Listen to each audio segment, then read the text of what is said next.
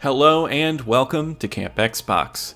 Movies have been transitioning into video games for a long time, and since the early days of gaming, it hasn't had the best reputation. I have always loved film, and over time I have played games based on movies and came out disappointed.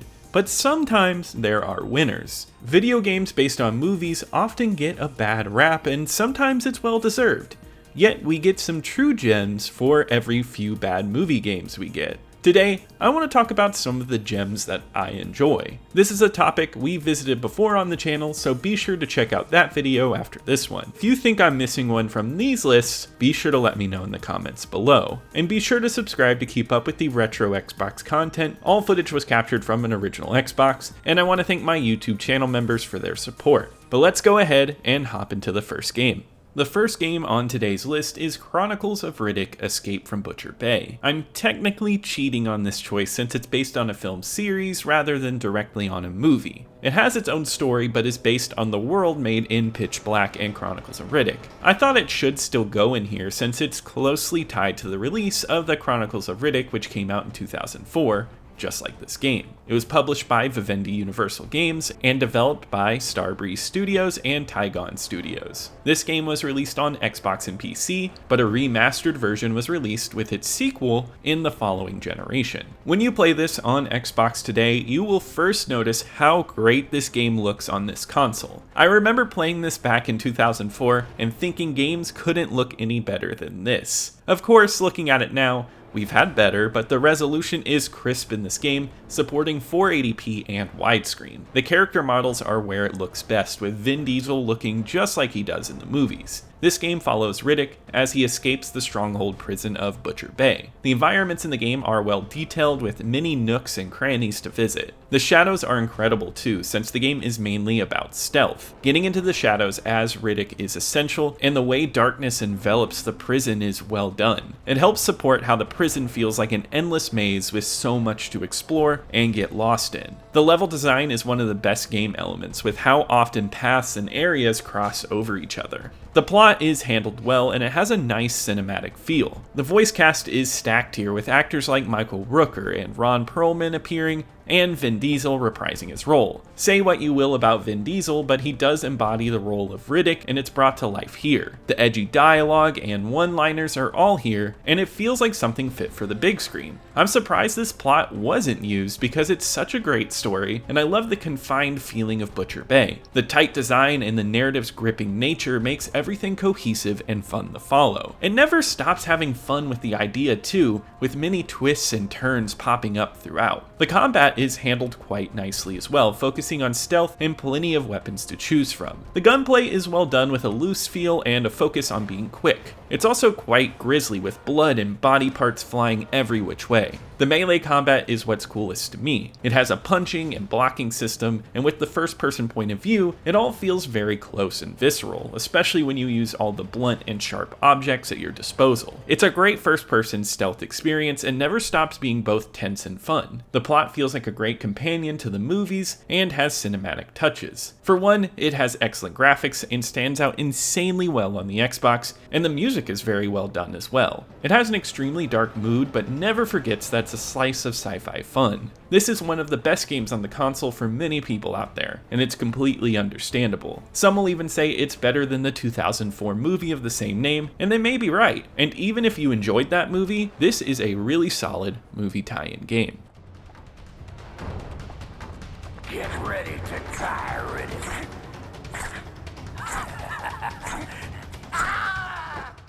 Next up is a movie game classic with Spider-Man 2. This game came out in 2004 for almost every major console. It's a tie-in to the amazing movie of the same name. It was developed by Treyarch and published by Activision. Spider-Man 2 often comes up in the conversation when people talk about the best movie games, and it's easy to see why, because this is an excellent web-slinging game and is a definite improvement on the original Spider-Man movie game. We go from a level-based experience to an open-world one, which is not always a guaranteed success, but here you get to explore New York, and it's so much fun to web swing through, with so much to do. I love the fact that there are so many buildings to walk into. Instead of being massive gray blocks of buildings, the fact that you can enter a random arcade or store makes the world feel more dynamic.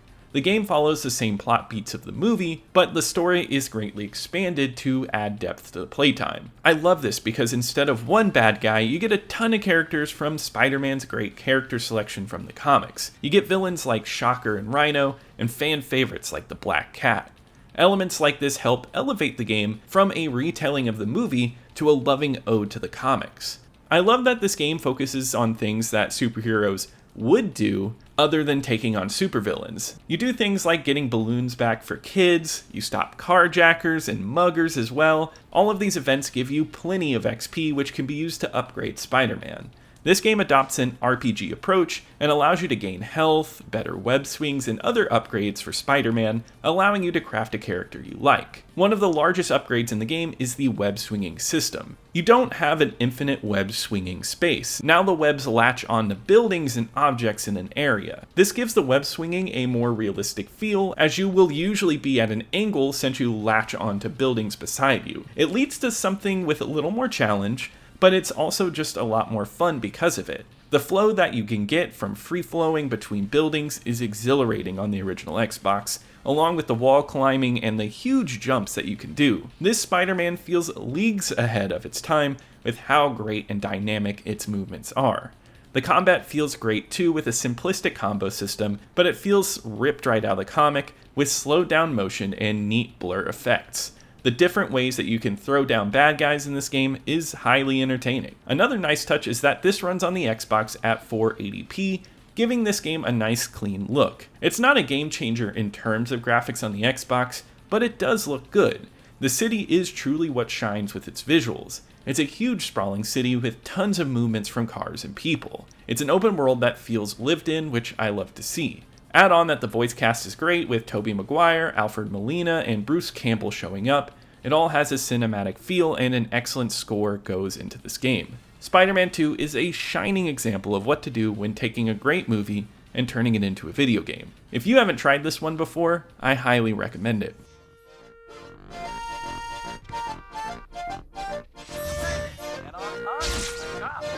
I'd better return the bag now that I'm finished with my delivery run.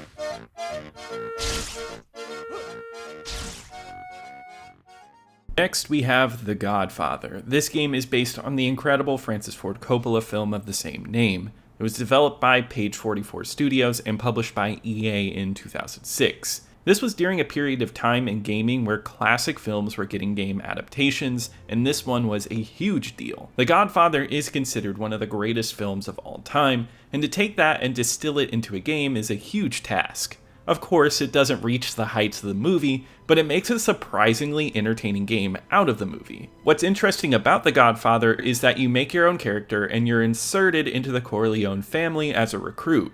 You watch the movie's events unfold in front of you as you follow the plot. Along the way, you build up a crime empire in 1940s New York. This game looks incredible on the Xbox and is a great example of the console's power. It runs at 480p and widescreen, and the character models and the city look awesome.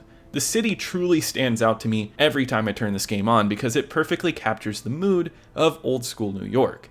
It's dark and grimy, but full of life. The old school cars and the old establishments you can enter are a joy to explore. It feels exactly like the film, which is helped by a good chunk of the actors returning. James Caan and Robert Duvall return, just to name a few, but a huge one is Marlon Brando coming in to voice Vito Corleone. Unfortunately, a lot of his lines are not used in the game because they were recorded when he was in very poor health. It would actually end up being his very last performance, and some lines are still in the game. I just find it to be an interesting end to a long and great career. This game is set up like Grand Theft Auto, but at a lot of times it's similar to another movie tie-in game, Scarface.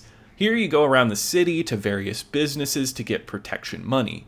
If they won't listen, you can bust a few heads or objects to intimidate them. With this, you gain money over time and sometimes the ability to run illegal operations around the city, building up your empire and influence. You just have to make sure to keep the cops paid off and the other families at bay. It's an excellent system for building a crime empire, and it's a blast the whole time. I find it endlessly addicting to see how much power you can gain in the city, and this is one of the most fun passive systems in the game. The gunplay and fighting are similar to those of many third-person shooters of the era, and they feel great when playing. There's a cover mechanic, and shooting out enemies is fun, but also surprisingly tough. The melee combat is really interesting because the fight controls are all tied to the right stick. Moving the stick will determine where and how you hit, and even controls grapple moves. It's a bit odd at first, but it becomes something unique and fun once you get used to it. The Godfather all around is a fun sandbox game of the era and has a cinematic feel that I enjoy. If you are a fan of the movie, I think this is a fun way to experience, and even if it doesn't reach the same heights, it's an absolute blast.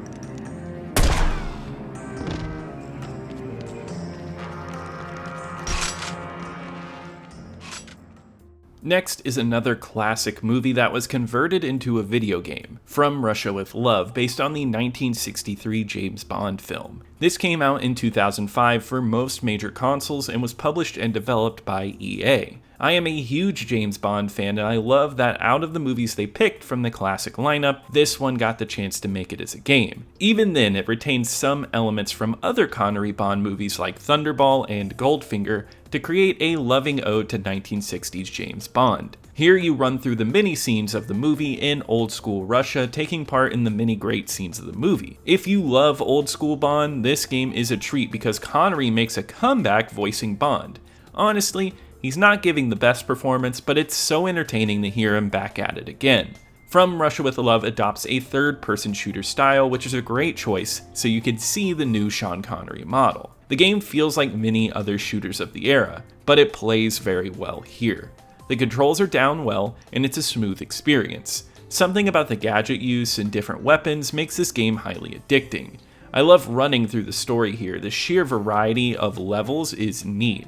Of course, you have shooter levels, but I really enjoy the driving levels. I loved rolling through the open areas, avoiding the many enemies approaching me. Once again, handling well while also staying true to the plot and spirit of the original movie. The look of this game is excellent, capturing a 60s celluloid feel. The colors feel washed out, and it has the essence of a classic movie.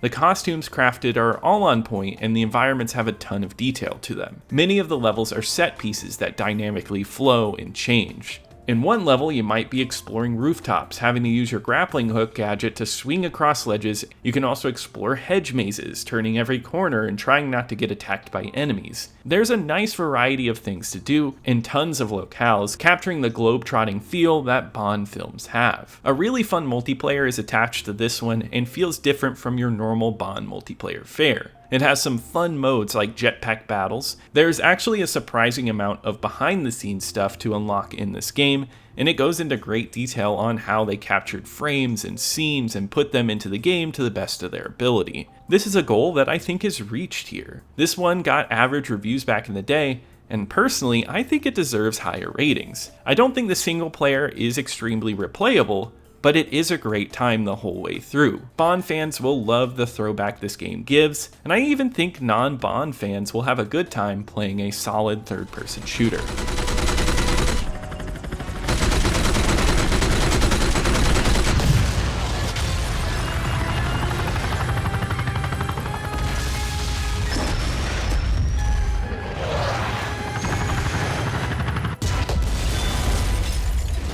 Who are you? The name is Bond. James Bond. The final game on today's list is The Warriors. It's based on the 1979 film of the same name, which happens to be one of my favorite movies of all time. This game was released on Xbox and PS2 in 2005. It was published and developed by Rockstar Games. It's funny that this is the third classic movie turned into the game on the list, and it's also the third game on this list to be set in New York. This game has you playing as the Warriors, a highly stylized street gang in New York that is overrun by gangs. The game follows the movie's plot where you're framed for the murder of a gang leader and everyone is out to get you. but it also goes into depth of events before that night. Much like the other games on this list, this game takes the movie and brings it to life, ripping scenes out of the movie and throwing it directly into the game, with many actors from the movie returning to their roles. The Warriors takes on a Rockstar-style gameplay approach, which is almost always smooth controlling and fun. The running and jumping on objects is great, and I love how dynamic these seedy New York locations are, with a surprising amount to do and locations to look around in. You also get to smash and grab stores and mug people on the street. You get to do all the criminal gang activity without any of the real life repercussions. And that goes in hand with the fighting system here. This is a beat 'em up game where you will use your fists and objects to fight any enemy gang members that come at you. It's fast and intuitive with some fun combos to use. You can also train to raise your stats, giving this game some light RPG elements. The game looks incredible on the original Xbox, supporting 720p and widescreen. The dark and grimy city comes to life on the console. The Warriors is all about making New York look like a dystopia, and it's well handled here. You can tell the developers adored this game and wanted to craft a loving tribute to the movie. They even transferred the score from the movie, with many of the songs making up the soundtrack. The music helps carry this game, and it comes out with an excellent sounding game all around. I love that it even features gangs that are only talked about in passing during the movie, showing that they took a deep dive into the movie. The Warriors game is such a blast to breeze through because its fighting and movement are great. It even supports co-op if you want a friend to join in with you. It's also jam-packed with style, just like the movie, which makes it stand out in general with not only movie tie-in games, but games at the time. As a fan of the movie, I think this game does a great job of capturing what the movie does well and delivering it to consoles. Even if you've never seen the movie, which I do highly recommend watching, I think this is a great co-op beat 'em up with tons of style to enjoy.